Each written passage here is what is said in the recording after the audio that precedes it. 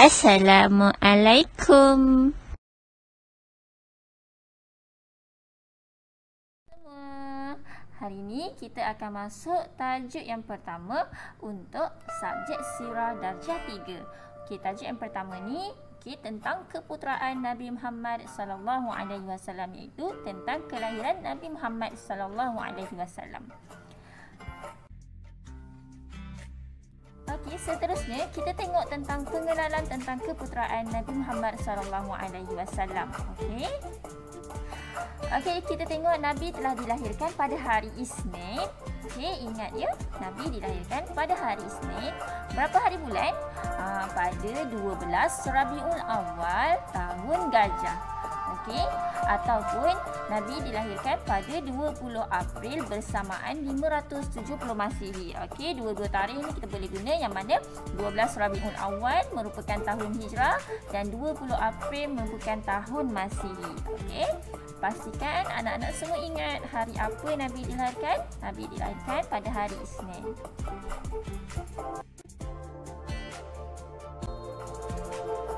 Okey, kat mana Nabi dilahirkan? Nabi dilahirkan dekat sebuah perkampungan. Nama perkampungan tu adalah Perkampungan Bani Hashim, yang mana perkampungan tu terletak di Mekah. Okey, Nabi juga merupakan Rasul yang terakhir, yang mana dalam bahasa Arab kita sebut sebagai Khatimun Nabiyyin. Okey, kelahiran Nabi Muhammad sallallahu alaihi wasallam ni telah membawa rahmat dan nur. Nur ni adalah cahaya, membawa cahaya, membawa sinar kepada kita semua, kepada seluruh alam ni. Betapa hebatnya Nabi Muhammad sallallahu alaihi wasallam.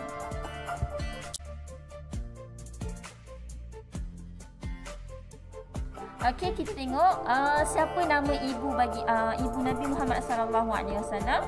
Okey, bonda Nabi Muhammad sallallahu alaihi wasallam bernama Sayyidah Aminah binti Wahab. Okey, semasa Nabi Muhammad belum dilahirkan, Nabi Muhammad berada dalam kandungan ibunya, iaitu Sayyidah Aminah. Terdapat beberapa peristiwa yang berlaku. Peristiwa yang berlaku sebelum kelahiran Nabi Muhammad ni. Okey, apa peristiwa tersebut? Okey, kita tengok peristiwa dia. Antaranya, yang pertama, semasa Sayyidah Aminah mengandungkan Nabi Muhammad sallallahu alaihi wasallam, Sayyidah Aminah telah bermimpi, yang mana dalam mimpi bonda Nabi Muhammad telah mendengar ada suara yang mengatakan bahawa beliau telah mengandungkan seorang penghulu umat manusia. Okay, dalam mimpi tersebutlah. Okey, Sayyidah Aminah mendengar suara, dan mana suara tu cakap, okey, anak yang kau kandungkan ini merupakan penghulu kepada umat manusia.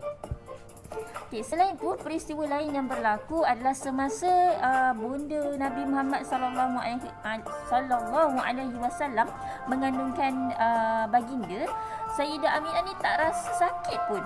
Tak ada rasa sakit-sakit ke sengal-sengal otak ke, tak ada. Okey, dan Sayyidah Aminah merasa tenang sangat semasa mengandungkan Nabi Muhammad sallallahu alaihi wasallam. Okey, peristiwa lain yang berlaku adalah semasa tahun kelahiran Nabi Muhammad itu telah berlaku satu peristiwa, iaitu peristiwa serangan tentera bergajah yang diketuai oleh Raja Abraha. Okey, peristiwa ini berlaku sebelum Nabi baginda.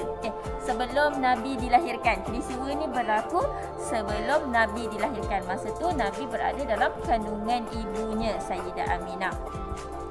Selain itu juga ada peristiwa lain yang berlaku, iaitu peristiwa yang sedih sedikit, yang mana semasa baginda Nabi Muhammad sallallahu alaihi wasallam berada dalam kandungan ibunya, ayahanda Nabi Muhammad telah meninggal dunia. Jadinya Nabi Muhammad sallallahu alaihi wasallam tak sempat pun nak tengok wajah ayahandanya. Okey, ayahandanya telah meninggal semasa Nabi Muhammad berada dalam kandungan ibunya. Okey, tadi cikgu ada bagi tahu tentang peristiwa serangan Raja Abraha, kan? Okey, Ni peristiwa dia, cikgu ceritakan sedikit. Okey, yang mana sebelum baginda dilahirkan, okey, terdapat satu peristiwa yang berlaku, iaitu peristiwa serangan tentera bergajah yang diketuai oleh Raja Abraha. Okey, yang mana Raja Abraha ni dia nak menghancurkan kota Mekah. Okey, mereka menaiki gajah lah. Gajah kan besar kan.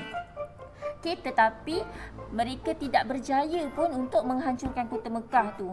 Walaupun orang menggunakan gajah, tapi mereka tetap tewas. Mereka tak berjaya. Macam mana? Kenapa mereka tak berjaya? Sebab Allah yang bantu orang Islam untuk menghancurkan tentera Abraha tu. Macam mana Allah hancurkan tentera Abraha? Okey, kita tengok.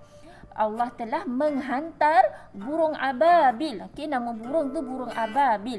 Okey, macam mana burung ababil yang kecil ni boleh hancurkan tentera bergajah yang besar ni?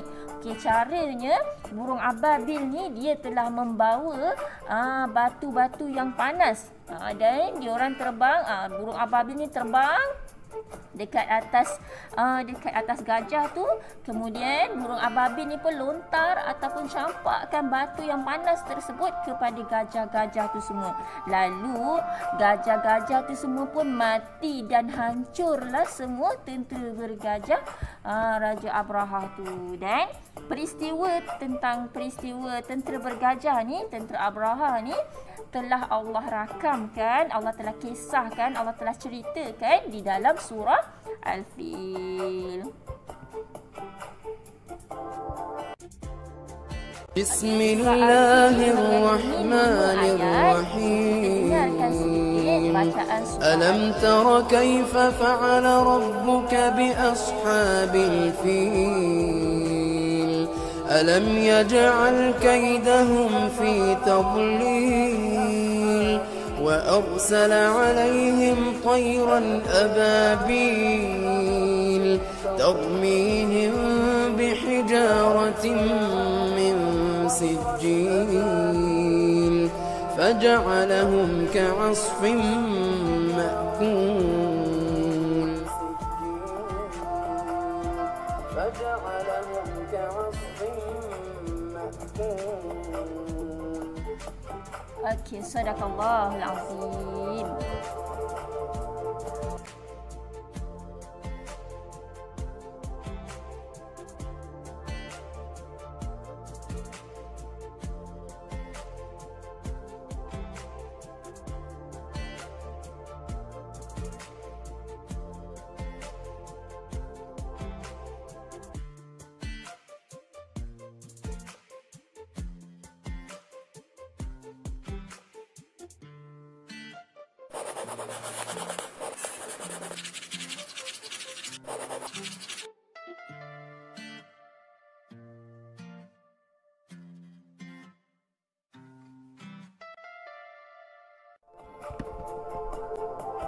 Okey, sebab itulah tahun kelahiran Nabi disebut sebagai tahun gajah. Sebab masa tahun Nabi dilahirkan tu ada peristiwa yang berlaku, iaitu peristiwa serangan tentera bergajah itulah.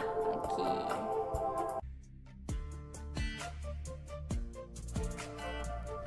Okey, tadi cikgu dah ceritakan bahawa Nabi Muhammad SAW telah dilahirkan di sebuah perkampungan Bani Hashim yang terletak di Mekah kan. Okey. So Nabi Muhammad dilahirkan di perkampungan tersebut. Dekat mana? Okey, Nabi dilahirkan dekat rumah datuk Nabi. Okey, nama datuk Nabi ni adalah Abdul Muttalib bin Hashim. Okey, ingat nama datuk Nabi ni namanya Abdul Muttalib bin Hashim. Okey, so jadi tadi cikgu dah terangkan peristiwa yang berlaku sebelum Nabi Muhammad dilahirkan kan. Okey, sekarang kita tengok pula apa peristiwa yang berlaku semasa kelahiran Nabi, masa Nabi lahir. Apa peristiwa yang berlaku? Kita tengok. Sekarang kita tengok peristiwa yang berlaku semasa kelahiran Nabi Muhammad SAW. Okey, terdapat beberapa peristiwa yang berlaku semasa Nabi Muhammad dilahirkan. Kita tengok peristiwa yang pertama. Okey, yang pertama semasa Nabi dilahirkan. Okey, kedua tangan Nabi terletak ke bumi dan mendongak ke langit. Okey, yang kedua pula, peristiwa yang kedua, Nabi dilahirkan dalam keadaan Nabi telah dikhatankan. Okey, kalau kita sebut khatan tu sunat lah. Okey, Nabi lahir-lahir, Nabi dah disunatkan, dikhatankan. Okey. Kemudian peristiwa yang ketiga, semasa Nabi lahir juga, okey, berhala-berhala yang ada dekat kawasan Kaabah tu runtuh dan jatuh ke bumi serta-merta lah. Maksudnya berhala-berhala tu roboh, rosak terus. Okey. Dan peristiwa yang keempat, semasa Nabi lahir juga terdapat cahaya yang keluar daripada tubuh Sayyidah Aminah, yang ini bonda baginda, sehingga cahaya tu dapat menerangi istana Busra di Syam. Sebuah istana lah. Istana ni nama Istana Busra. Dan istana tu terletak di Syam. Okey, tengok betapa hebatnya kelahiran Nabi Muhammad sallallahu alaihi wasallam kan. Okey, dan peristiwa yang lain pula adalah ada sebuah istana dekat Parsi namanya Istana Kisra, dan istana tu ada 14 lengkungan gerbang. Dia ada gerbang dia. Okey, dan 14 lengkungan tu runtuh. Semasa Nabi dilahirkan tu. Runtuh gerbang tersebut. 14 gerbang tau. Okey. Istimewa kan kelahiran Nabi?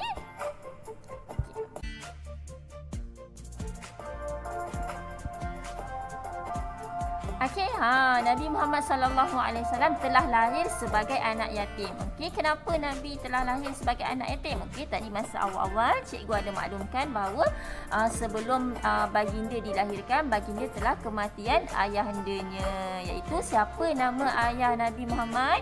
Okey, ayah Nabi Muhammad bernama Abdullah bin Abdul Muttalib. Yang mana Abdullah bin Abdul Muttalib ni telah meninggal semasa Nabi dalam kandungan. Ingat tahu?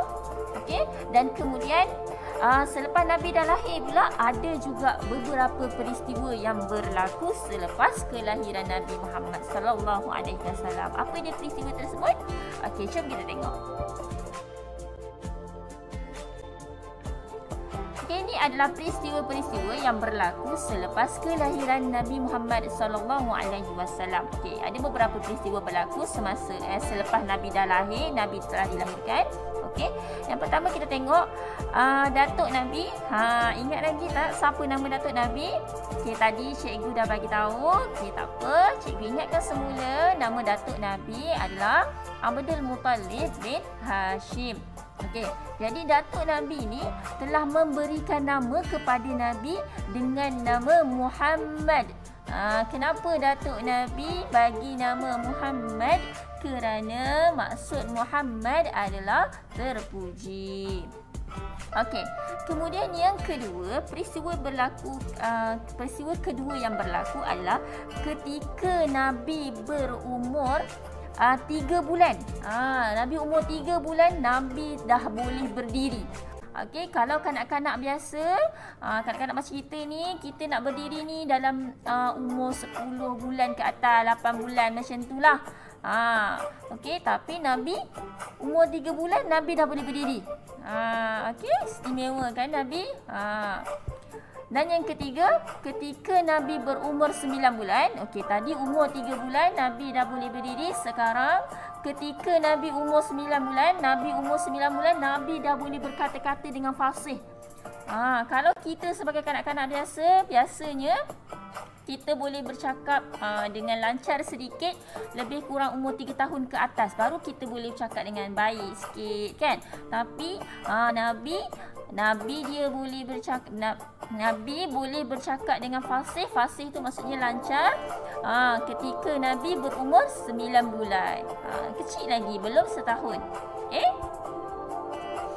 Dan peristiwa yang keempat, okay, Nabi membesar tu, Nabi membesar dalam sehari seperti sebulan. Umpamanya sebulan. Sehari bagi Nabi adalah sebulan bagi kita. Itu tahap pembesaran Nabi Muhammad sallallahu alaihi wasallam.